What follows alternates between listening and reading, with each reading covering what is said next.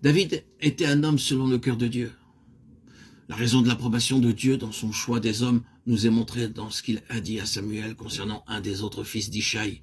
Ne prends point garde à son apparence, à la hauteur de sa taille. L'Éternel regarde au cœur. 1 Samuel 16, 7. Dans le cas de David, le cœur que Dieu avait vu est révélé dans le combat contre Goliath. Et c'était ce cœur qui a fait de David l'homme selon le cœur de Dieu, tout le reste de sa vie. Qu'est-ce que Goliath? Qui est-il? Il est une figure colossale derrière laquelle tous les Philistins se cachent. Il les englobe tous, les inclut tous. En effet, il est la force des Philistins dans sa totalité, car ils ont fui quand ils ont vu que leur champion était mort. La nation est liée à cet homme et est représentée par lui. Que sont les Philistins typiquement? Ils représentent ce qui est très proche de ce qui est de Dieu, étant toujours dans la proximité étroite des choses de Dieu, cherchant sans cesse à empiéter sur elles, pour avoir une main mise sur elles, pour examiner, chercher à pénétrer et à découvrir les choses secrètes de Dieu. Vous vous rappelez leur attitude à l'égard de l'arche quand elle parvint entre leurs mains.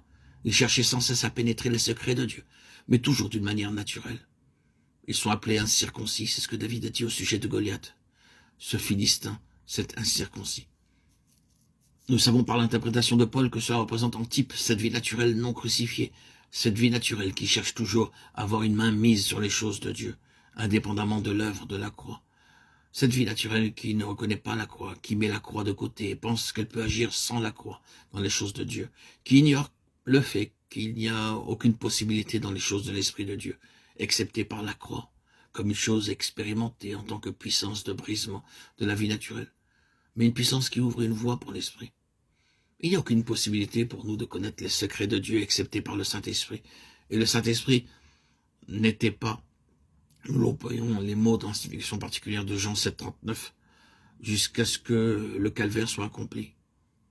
Ce doit être personnellement dans l'application, pas simplement historique.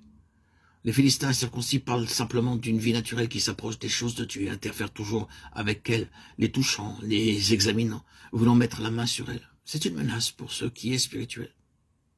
Goliath incarne tout cela. Tous les Philistins sont englobés en lui.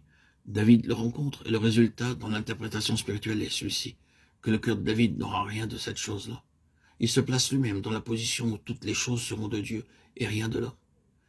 Il n'y aura ici, dans les choses de Dieu, aucune place pour la nature. Mais cette force naturelle doit être détruite. Les Philistins deviennent les ennemis perpétuels de David, et lui, le leur.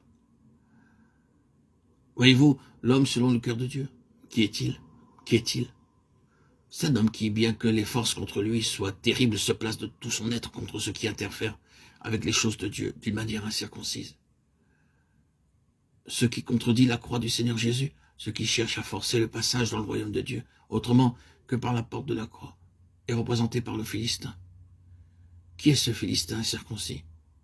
Le cœur de David fut emporté par une puissante indignation contre tout ce qui était représenté par cet homme.